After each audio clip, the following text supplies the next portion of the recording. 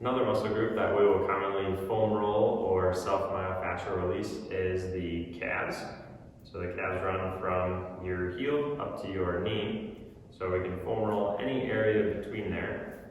And it's kind of a search and destroy technique. So whenever we find a tender spot, we'll stop and pause there for about 7 to 10 seconds. Let that melt away, and then we'll move on. Total time, about 2 to 3 minutes. We don't want to go over that too much. We can point our toes in and out. So same thing with the hamstrings. The calves are not just on the back of our leg, they wrap all the way around. So by turning our toes in and out, we can get different parts of the muscle group that way.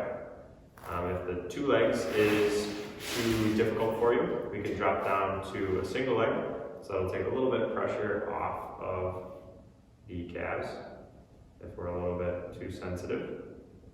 And if you want to make it a little more difficult, more challenging than the 2 leg, if we cross our leg over the other one, right at the ankle, we can add a lot more pressure to the calves and work it that way. And same thing, Charity's going to turn her toes in and out. So that is foam rolling for the calf muscle.